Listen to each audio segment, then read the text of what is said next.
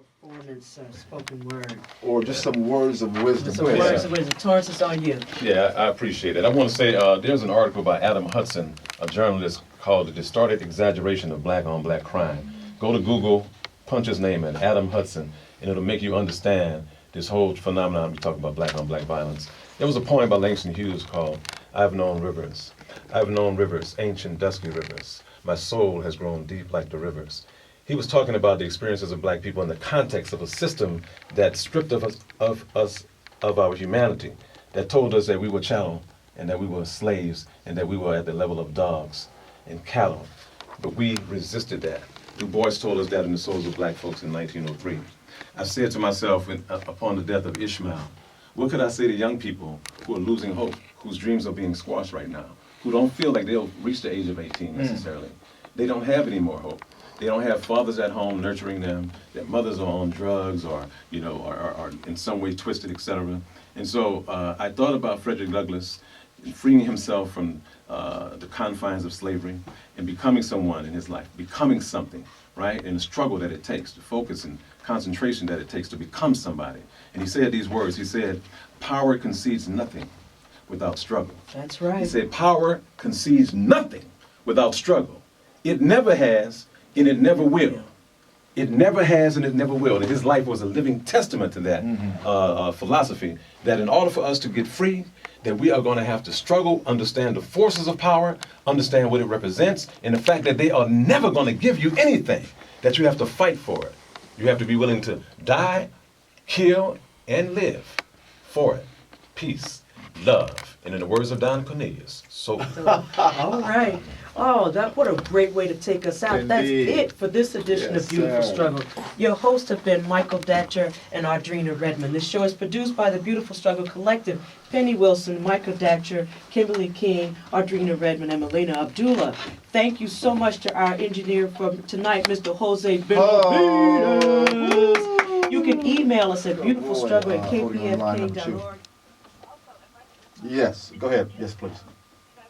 So we're in it. There are That's many right. organizations and many people in the movement. And I want to get to one of those right now. I think Let's that- go that's- to line 8. Yes, to line 8. I We think have it's Dawn on line 8, yes. Troy? Yeah, I think he's right. I think every church, every religious institution, every spiritual institution needs to have the men in that institution trained, with armed and ready for any action that comes through that door. And I think that it's only fair to ask that we do this. I mean, to not do it is, to me, insanity. And so I think that's a very basic thing that needs to happen right away. And if it hasn't happened yet, then something's wrong. Well, let me just respond. I think that it could be women and men, of course, not to shoot a gun, as we have folks in the military who are also women as well. Thank you, I was going to say But at the same time, I disagree with that. I don't think that we need to have people up in church with weapons, because things happen, arguments happen, and those arguments tend to get out of control. But I do hear that perspective can we do? often. I understand. Well, I, as a black man who is a father, at 19 years old, I became a father. It totally transformed my thinking, and it made me understand that I have to be responsible for my actions. So I always speak to black men first. And I say that what I see today is a basic lack, disregard for what's going on in our communities. I see black men responding to basketball games and boxing matches and partying on weekends and all of those things, but I don't see the same kind of attention and fervor and action being applied when it comes to addressing issues in our community that confront all of us and that affect all of us. I was shot when I was a young student at Southwest College. I was a student leader at Southwest College. I was shot in a botched bank robbery attempt by a young man who was 17 years old. And I felt at that moment that had I died, that I wouldn't have fulfilled my obligation and my legacy and my responsibilities as a man, and particularly as a black man. And so I feel that it shouldn't come to a point where we have to be pushed against a wall and a gun pointed at our heads to get it and to understand what our responsibilities are. Everybody can do something. You don't have to be a community activist. You don't have to be a professional psychologist. You don't have to be a social worker. Whatever you do in your life, there's an opportunity for you to mentor to a young person. There's an opportunity for you to show up at a meeting. There's an opportunity to write a check. There's an opportunity to make phone calls. There's an opportunity to organize in your churches. I wrote a list of 20 things, 20 actions that we can take that are solution-minded actions that anybody and everybody can do.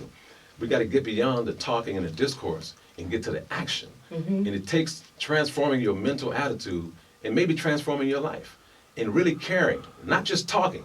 Talking is one thing. Everybody does that very well. You know, it's on Facebook all day, every day, how well we can speak. But there's another level of involvement, you know, like Michael does. He's taken the time out of his busy life as a father and an activist and all the things he's doing to create a forum where we can discuss and then take action. And that's what I'm interested in. Thank you. Well, it's really a collective. It's not just Michael Datcher, but I appreciate the love that I'm getting right now. It's cool. Dr. Coleman, you're a minister. You're part of a denomination that is known for its activist roots. As a minister, what should be done in terms of next actions in the context of racialized violence? Activists, okay, all right, thank you. We have activist Torrance Reese here with us, and we want to bring him into this conversation now. Mr. Reese, what did you think when you first heard about the Charleston attacks? Well, the first thing I thought, first of all, Michael, thank you for inviting me here. Sure. I appreciate the opportunity to share my views, and I'm always honored to be around people who are progressive and moving forward. The first thought that I had, of course, was the 1963 bombing in Birmingham. The national response to it back then, similar to now, was one of, well, let's forgive, et cetera, et cetera. But there was another side of the history at that time. A man named Robert Williams, Negroes with Guns, is a documentary about his life. And he was a man who was a peaceful man who led the North Carolina chapter of the NAACP, who had gone through the motions and the processes of trying to negotiate and trying to have discourse and trying to reason, et cetera, with the terrorist racists down in that part of the country, and reached the conclusion that he had to teach his community to defend themselves, because if the government was not going to defend the people, then, or when unable or unwilling to defend the people, then it was time to pick up the gun and defend our communities, defend our churches, defend our babies and our women. And this is the responsibility of men, particularly black men who are part of the subjugated group, to have every right to defend yourselves. And so that was my first thought about that history, and the fact that Robert Williams was not promoted in the national media in the way that many others were, who were deserving, but there's two sides to the coin. And so I think that as we forgive, we have to defend ourselves and be ready to take action to continue to live on this planet as it's our God-given right too. So those were some of my initial thoughts. And then I thought about my children and my grandchildren, and I want to be around for them. I have a right to be around and a responsibility to be around to help to nurture and to raise them. And so whatever, by any means necessary, I have to do that, to be there for them, that's what I intend to do. And so it became very personal for me. And I was actually interviewed by the LA Times, and the story hit the newspapers last Sunday, with my grandchildren in my lap, et cetera. And I had to explain to them how someone could walk into a church, what type of mentality it takes to walk into a church, a center of peace, a place where people meditate and pray, to take out a gun and to slaughter innocent people. After praying and worshiping is beyond insidious. You know, there's no words to describe that. And it's not that one person that I was thinking about. It was a systemic effort that produced and inspired someone like that young man to walk into that spiritual center and to take that kind of action. So I thought about the systemic racism and the system of white supremacy that we all live under, that affects all of us in different ways. And what could we do? And there's many things that we can do, but it's going to take some courage. It's going to take getting up off that sofa and getting from in front of the TV, doing some marching, some reading, and some fighting. What's interesting is Torrance's use of the word systemic. Following the burning of 5 of the 6 churches, the investigators, although they agreed that these fires were set intentionally, as of to this point, none of the 5 are saying that this is a hate crime. That apparently these series of southern churches that were burned down to the ground following Mr. Roof's attack on Mother Emanuel, these happen to be just, random, It's coincidental burning up of black churches. And it's so difficult, it seems, for people the powers that be, to embrace the systemic kind of racist violence. It's much easier to talk about Mr. Roof as simply a lone wolf, a person who as Lindsey Graham said, the senator from South Carolina said, well, he was just some whacked out kid. Right. And I wanted to turn it back again to Mr. Reese, who works with our youth. Mr. Roof is really a young man at 21, a person coming into his own manhood. We know also, Mr. Reese, that one of your young mentees who was around Mr. Roof's age was killed recently. Yes. But there was not very much media coverage about that. Could you please talk about who this person was, and then talk to us about your perspective on this? Yes, in fact, I'm dedicating my appearance here tonight and the rest of the year in terms of my program to the memory and unfinished legacy of Mr. Ishmael Brown, 17-year-old student of mine who was a very sweet-hearted, sweet-spirited young man who unfortunately lost his life on Father's Day this past Sunday, who was murdered by a black man. There's, in my writing I put out on Facebook, after it happened, I stated that there will be no marches, there will be no protests, there will be no newspaper articles. Jesse Jackson won't be here, neither will Al Sharpton or Don Lemon from CNN won't be here, on Ground Zero dealing with this issue. Ishmael Brown becomes a part of a morbid class of young African-American males around this nation who are murdered senselessly every day. And the thing that comes up a lot is when something happens where there's a police on black crime or white police on a black male crime, there's this uproar.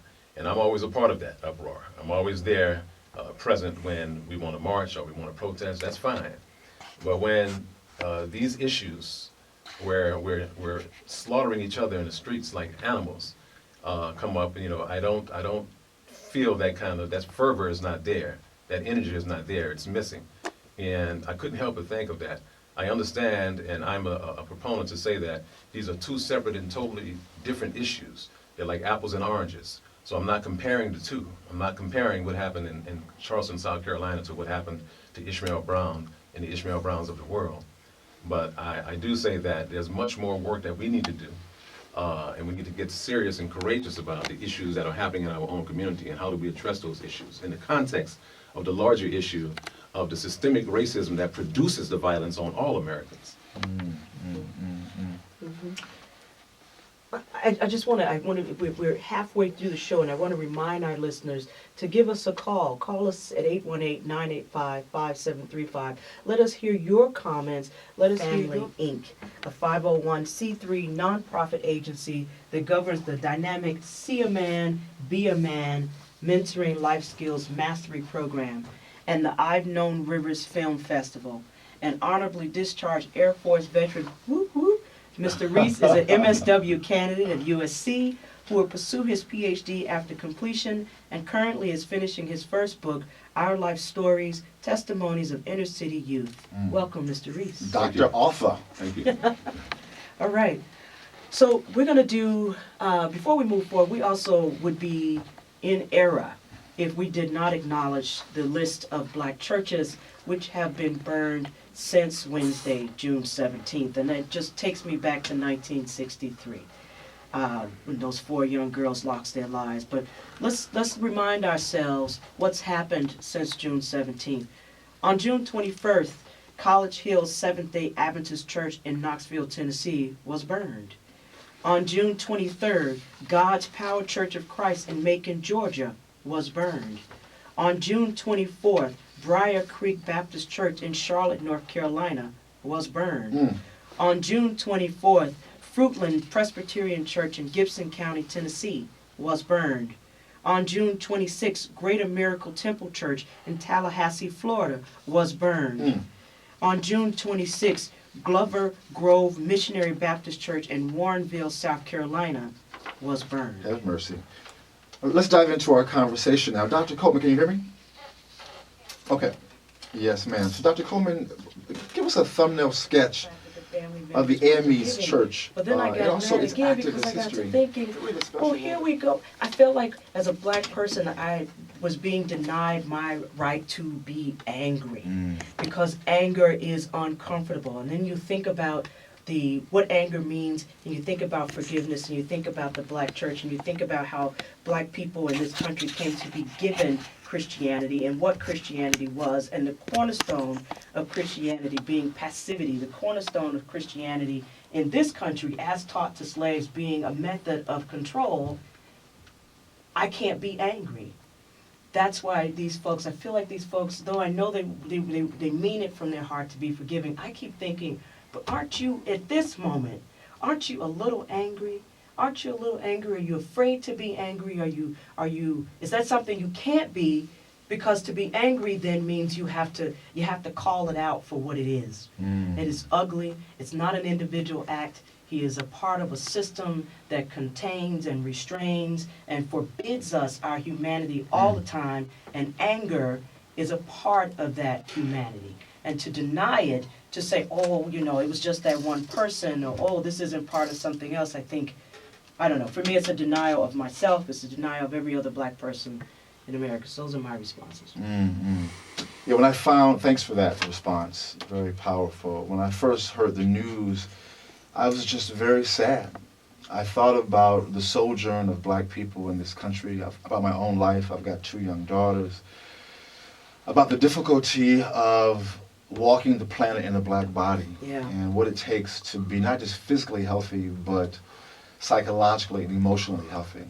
If we can survive the trauma of physical violence in our neighborhoods, encountering police, going to Bible study in our places of worship, we then have to deal with the kind of microaggressions of just walking into a building, shopping for some Snickers, walking down the street to go watch the game with our dad. I mean, the way people follow us and demonize us and profile us. And I thought about myself. I'm very intentional about trying to be healthy, meditating, and doing various things to kind of keep myself healthy. I'm an educated black man who knows who he is, knows his history. I'm prepared to defend myself both physically and emotionally. And I still every day have to struggle just to be healthy. And I thought about those who don't have those types of resources to draw upon to walk the planet and try to be healthy. It's no wonder we have mental illness in our neighborhoods, in our communities, in our families. It's just rough. And so when I got the word of this tragedy, I was just outdone. And all the discourse around, which we'll talk about in more detail tonight in the show, around forgiveness, I thought, give the people a chance to be angry. When Bin Laden, so they say, led the attack against America, or the folks who bombed the Twin Towers, you didn't see President Bush saying, let's forgive Mr. Bin Laden. Come on now. You hear people talking about folks trying to forgive the Nazis. You hear people talking about other violence about other Americans. These are American people who got killed. Let us be angry. Come on now. As we should. That's right. So we want to now jump into the conversation. I want to introduce properly now, I should say fully now, our guest. We're very happy to have. We have a very distinguished panel with us this evening. First, we have via telephone, we have Dr. Monica A. Coleman, who is the Associate Professor of Constructive Theology and African American Religions at the Claremont School of Theology. She's also an ordained elder in the African Methodist Episcopal Church, the same denomination that Emmanuel is, of course, affiliated with. Her research interests include process theology, new movements in black and womanist theologies, African traditional religions, health and theology and religious pluralism. She's the author of Anti-Womanist 2, religious thought. I'm his co-host, Ardrina Redmond, a labor and political organizer with the California Faculty Association and an activist with Black Lives Matter's Long Beach. Tonight, dear listeners, we'll be talking about domestic terrorist Dylann Roof's mass murder of 9 people at historic Emmanuel African Methodist Episcopal Church on Wednesday, June 17th, and the subsequent burnings of historically black churches. Our guests tonight are Torrance Reese, human rights activist and founding director of the Family Organization, and Dr. Monica A. Coleman, professor of constructive theology, professor of African American religions, and an ordained bishop in the African Methodist Episcopal Church. After the first half of our show, we'll open up the phone lines to you, our valued listeners, and we hope you give us a call at 818-985-5735. Then we'll close the show with a live performance by Torrance Brandon Reese. All here, all now. Come on. Oh, yeah. on Beautiful Struggle. Indeed. That was a little surprise for Mr. Reese there. Thanks, Adrena. But first, we wanted to take some time to honor the victims of the terrorist attack. As we know, most of the attention has been on Mr. Roof, the terrorist in question, and the lives that were lost, the black lives that matter. There has not been much material about them. So we wanted to spend a little time just talking about saying their names and giving information about who these folk were. I will start. Reverend Clementa Pinckney, 41, the 41-year-old pastor and South Carolina state senator, was the most publicly known victim of the attack. Previously, Pinckney had been a well-known community activist and supported legislation requiring police to wear body cameras. The senator also served on the Southern Mutual Insurance Company's board of directors. He leaves behind a wife and 2 children. Have mercy. Cynthia Hurd, 54. According to her employer, the Charleston County Public Library, Cynthia Hurd dedicated her life to serving and improving the lives of others. Photos of Hurd smiling can be seen on the library's Flickr page. And in honor of her death and her service of 31 years to the Charleston Public Library, the libraries were closed on the day after the murders on Thursday. Her loss, as said by the library leadership, is incomprehensible. Sharonda Coleman Singleton, 45, another reverend at the Emmanuel African Methodist Episcopal Church. Sharonda Coleman Singleton was also a high school track coach and mother of 3.